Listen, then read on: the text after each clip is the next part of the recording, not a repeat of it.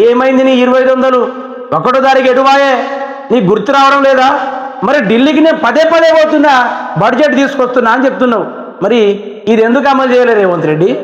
ఎందుకు అమలు చేయలే? ఏం శాత కాలేదా? లేకుంటే పర్సనల్గా యూజ్ చేసుకున్నావా? లేకుంటే పక్కోనికి ఫోన్పే పెట్టినావా? లేకుంటే తిరగడానికే నీ యొక్క ఖర్చులు చేసుకున్నావా రేవంత్ రెడ్డి? ఏం చేసినావయ్యా నువ్వు? సిగ్గులేని మాటలని చెప్తీవి, సిగ్గే పోయింది. ఇప్పుడు లాస్ట్ క్షీరం కూడా లేకుండా ఉంది ఎవరు చూస్తే.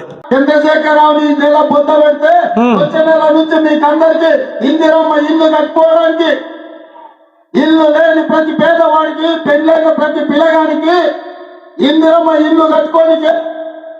నీ మాట వినే ఆగమేలు సగం తెలంగాణ రాష్ట్ర ప్రజలు, కానీ నీ మాట అయినా సగం ఆగమేలు చెప్తున్నా కదా. ఏమంటా ఉన్నాడు? పెళ్లి చేసుకున్న కొత్త పిల్లలకి ఇండ్లు ఇస్తా, వృద్ధులకు ఇండ్లు ఇస్తా, అర్హులైన కుటుంబీకులకు ఇల్లు ఇస్తా.